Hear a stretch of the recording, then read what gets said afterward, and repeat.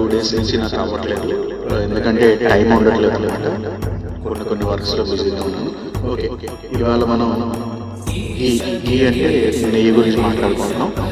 ఇక్కడ మనకేంటంటే ఏదైనా సరే ఆహారం అమితంగా తీసుకుంటే అది విషం, అదే ఆహారం మితంగా తీసుకుంటే అది అమృతం అవుతుంది.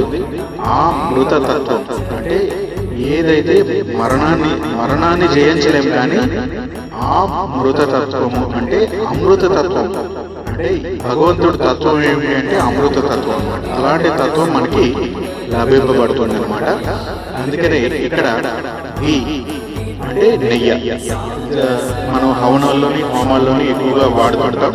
అంతేకాకుండా సాధారణంగా ఆహారం తీసుకుంటే మన హిందూ సాంప్రదాయం ప్రకారం నెయ్యి వడ్డించడం అనేది ఇది మన ఎప్పటి నుంచో మన చిన్నప్పటి నుంచి కూడా వస్తున్న సాంప్రదాయం అన్నమాట. అలాగే ఇది మనకి ఎలా ఉపయోగపడుతుంది, మనకి వూండ్స్ ఏమైనా ఉన్నా సరే, బర్న్స్ ఏమైనా ఉన్నా అప్లై చేసుకోవచ్చు. అంటే చాలా ఓవర్ హీట్ చేసి కాపర్ దీంతో ఇచ్చేసి, అంటే ఓవర్ హీట్ చేసింది కాపర్ దీంతో ఇచ్చేస్తే అలా క్రీమ్ గా మారిపోతుంది. అది క్రీమ్ లాగా మారిపోయిన తర్వాత అది చలవ చేస్తుంది అనమాట. డైరెక్ట్ ఘీ ఎప్పుడైనా వేడి, ఎందుకంటే చాలా వేడి చేస్తుంది డైరెక్ట్ ఘీ. అది చాలా క్రీమ్ గా మారిపోయిన తర్వాత అది అప్లై చేసుకోవడానికి వూండ్స్ కి, వాటికి వూండ్స్ బర్న్స్ వాటికి ఇది చరక సంహితలో చెప్పారు ఆయుర్వేదం. అలాగే లాస్ ఆఫ్ ఎపటైట్ అయితే with hinge and jeera powder food లో అప్లై చేసి ఫుడ్ లో కలుపుకొని తింటే ఇది ఎపటైట్, లాస్ అయిన ఎపటైట్ కూడా సరి అవుతుంది అని చెప్తున్నారు. అలాగే use of ghee everyday children improves memory. అలాగే చిల్డ్రన్ కి కూడా రోజు ఎంతో కొంత పెడితే వాళ్ళ మెమరీ పవర్ కూడా పెరుగుతుంది అని చెప్తున్నారు.